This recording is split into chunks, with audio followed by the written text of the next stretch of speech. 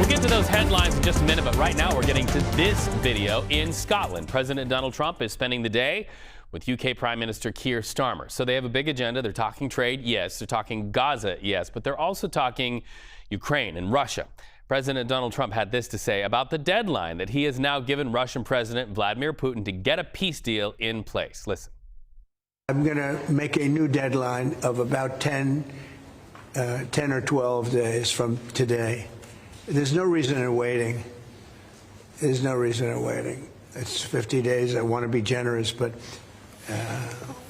we just don't see any progress being made. There's no reason to wait. If you know what the answer is going to be, why wait? And it would be sanctions and maybe tariffs, secondary tariffs. So let's bring in CBS News White House reporter Willie James Inman at the White House. Willie, what more do we know about the president's move of that deadline up? Hey there, Reed. Well, we remember when the president made a major announcement on Russia that would include this 50-day timeline to essentially encourage Russian President Vladimir Putin to bring him to the table to those peace talks. Remember, this is the peace negotiation process that has really bedeviled this president since he took office.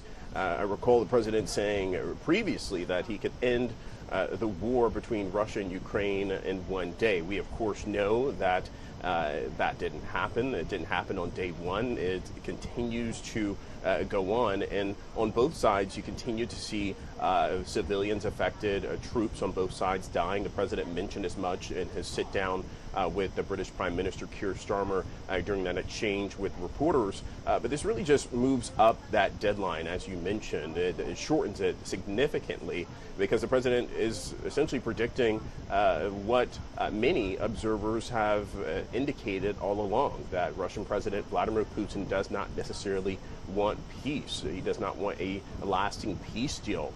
But in terms of action and the bite, if you will, the president threatening those secondary sanctions, we'll have to wait and see how those play out. But still, there could perhaps be some time for diplomacy. We know that this president has reached out to both sides in this conflict previously, having those in-person conversations with Volodymyr Zelensky of Ukraine, the president there, but also having those phone conversations with President Putin, but mentioning his disappointment with President Putin today in that exchange. Well, and you know, it feels like we've heard this before. The U.S. has tried sanctions. We've tried the threat of secondary tariffs on Russia. They haven't worked so far, to your point. So what other options does the White House have with President Putin, who it appears at this hour is sort of thumbing his nose at all of it?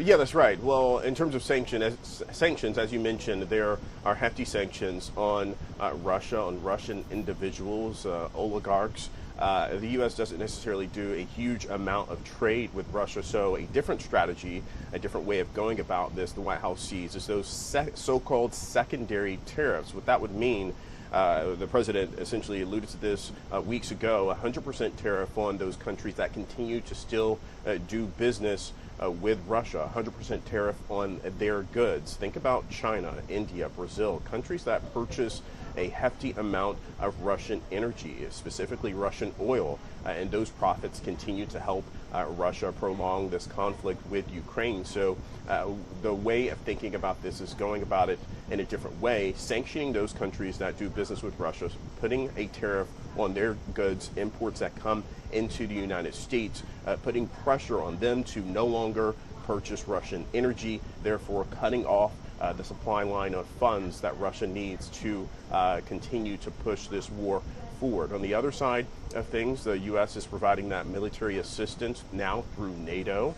This, of course, is something that the president and other Republicans perhaps wanted because the U.S. has essentially given Ukraine billions of dollars worth in aid, specifically military aid. But in this way, the U.S. can at least have those goods, those military assets that Ukraine needs purchased by NATO and then transferred to Ukraine, those goods that they need to be able to protect themselves. So on two fronts, the government working on that, but the secondary tariffs are really, for now, a threat. But we'll have to wait and see in terms of what happens with that new timeline that the president announced today, Reed. Well, and also the humanitarian crisis in Gaza also came up. Stay with me, my friend, because I want us to listen to this together and then talk about it on the other side. This is what the president had to say about starvation in Gaza. I don't know. I mean, based on television, I would say not particularly, because those children look very hungry. But we're giving a lot of money and a lot of food, and other nations are now stepping up. I know that this nation is right. It's here. a humanitarian crisis. Right. It's an absolute catastrophe, and nobody wants to see that. And I think people in Britain are revolted at seeing what they're seeing on their screens. So we've got to get to that ceasefire. And thank you, Mr. President, for leading on that, and also to just get more and more aid in. And again, America's done a lot on this. A lot of countries have done a lot. We're now working with Jordan on getting direct aid drops in, but this is a desperate situation. I told Israel, I told Bibi that you're going to have to now maybe do it a different way. Do you think a ceasefire is even possible, Mr. President? Yeah, a ceasefire is possible, but you have to get it. You have to end it. Ceasefire possible, but you have to end it. So the question I have, the U.S., the U.K., members of the European Union, they're all turning up the pressure to get more help, more aid on the ground to those starving children and others in Gaza, right? But it all comes down to the man that the president calls Bibi. He's striking a friendly tone there, but there's really no signal that there's going to be any marked improvement where a ceasefire is concerned, where release of hostages is concerned.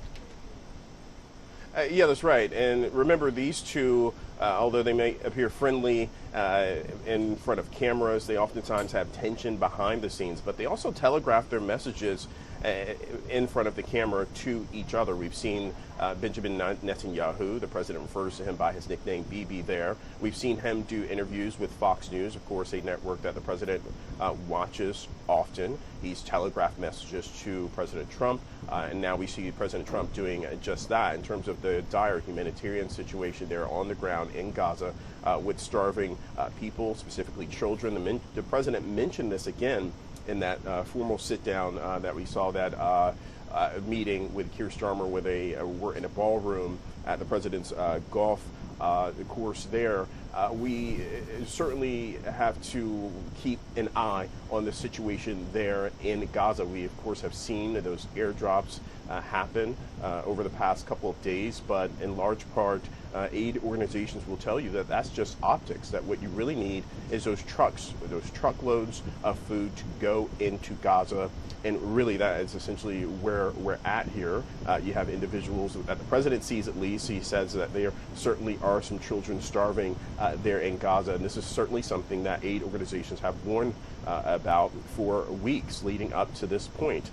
We do, of course, know that as ceasefire negotiations stalled, the Americans walking away, at least for now, from those negotiations in large part due to blaming Hamas, I should say, rather, for demands that they put on the table. So it's a guessing game in terms of if that ceasefire happens. But the president putting a little bit of optimism in his remarks there, saying that a ceasefire essentially could potentially be possible, but at the same time as saying that the situation needs to be handled differently.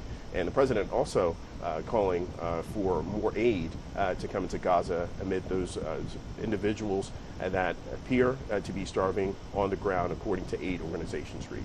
Willie James Inman live at the White House for us. Thank you so much.